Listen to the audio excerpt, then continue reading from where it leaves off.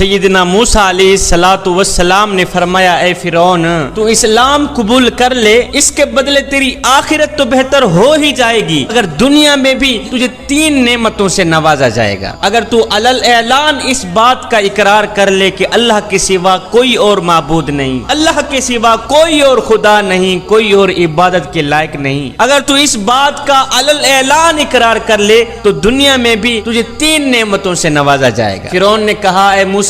وہ 3 نعمتیں کون سی ہیں مجھے بتاؤ، شاید ان عمدہ نعمتوں کے سبب میرے کفر کا شکنجہ ڈھیلا ہو جائے اور میرے اسلام لانے سے سینکڑوں لوگوں کے کفر کا تالا ٹوٹ جائے، مجھے بتاؤ وہ 3 نعمتیں کون کون سی ہیں۔ حضرت موسیٰ علیہ السلام نے حکم الہی سے فرمایا اگر تو علل اعلان اقرار کر لے، اگر تو اسلام قبول کر لے تو پہلی نعمت تجھے یہ ملے گی کہ تو ہمیشہ تندرست رہے گا، ہمیشہ صحت مند رہے گا، موٹا تازہ رہے گا، بیمار نہیں ہوگا،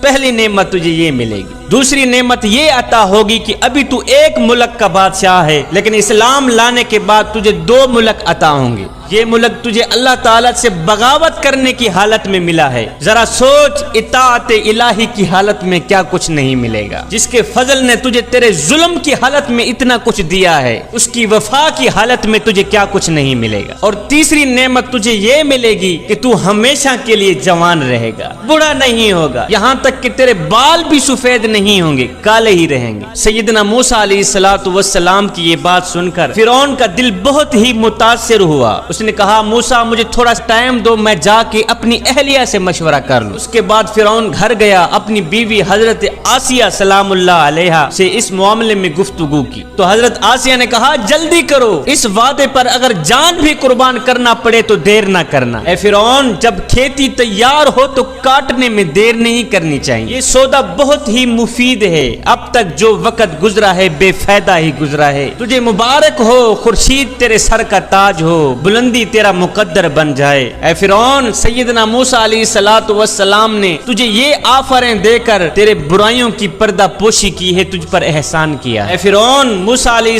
السلام نے جو تجھے دعوت دی ہے یہ کوئی ایسی ویسی بات تو نہیں ہے جس سے تمہیں کسی سے مشورہ کرنا پڑے، فوراً ہی قبول کر لو۔ اے فرعون یہ عنایت تجھ پر خدا کی ایسی ہے جیسے ابلیس لعین پر رحمت ہونے لگی ہو، یہ حق تعالیٰ کا کوئی معمولی کرم نہیں ہے کہ تجھ جیسے سرکش اور ظالم کو بھی معاف کر دے۔ تو سوچ بچار نہ کر، ایک آنسو کو فوراً ہی بہا دے اور اپنے نفس کو جھکا دے۔ بیوی کی یہ باتیں سن کر، بیوی کا یہ مشورہ سن کر فرعون نے وہی ناپاک الفاظ پھر سے دہرائے، اچھا پھر میں اپنے وزیر حامان سے مشورہ کر لوں۔ یہ سن کر آسیہ نے کہا اپنے وزیر حامان سے مشورہ کبھی نہ کرنا، اس کے آگے اس بات کا ذکر بھی نہ کرنا، اس لیے کہ وہ اس کا اہل نہیں ہے، اس لیے کہ نا اہل کے وزیر بھی نا اہل ہی ہوتے ہیں۔ ہر شخص اپنے ہم جن سے ہی مشورہ لینا پسند کرتا ہے۔ الغرض فرعون نے حامان سے ساری باتیں کہہ ڈالی اور حامان سے مشورہ مانگا کہ اب مجھے کیا کرنا چاہیے۔ حامان لعین یہ مشورہ سن کر لال پیلا ہو گیا، غصے میں آ کر آگ بگولا ہو گیا، اپنا گریبان پھاڑ ڈالا، اس نے شور مچانا شروع کر دیا، رونا دھونا شروع کر دیا، اپنی دستار کو زمین پر پٹک دیا، کہنے لگا ہائے آپ کی شان میں موسیٰ نے اتنی بڑی گستاخی کر دی، نعوذ باللہ آپ کی شان تو یہ ہے کہ تمام کائنات آپ کی مسخر ہے، مشرق سے مغرب تک سب لوگ آپ کے پاس خیراج لے کے آتے ہیں، میرے سرتاج موسیٰ نے آپ کی سخت ترین گستاخی کی ہے،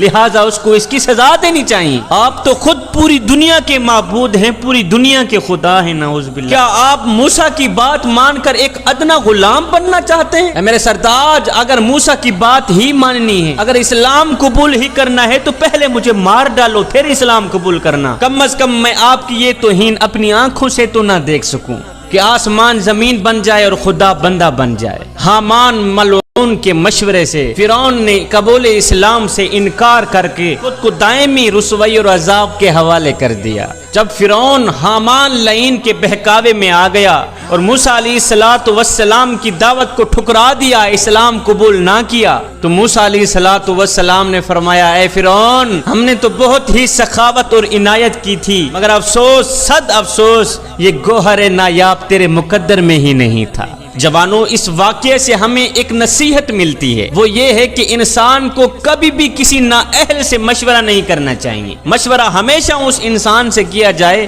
جو انسانیت کا خیر خواہ ہو، اور نیک کام میں کبھی بھی دیر نہیں کرنی چاہیے، بلکہ جیسے ہی موقع ملے اسے غنیمت جان کر فوراً ہی نیکی کی طرف راغب ہو جانا چاہیے۔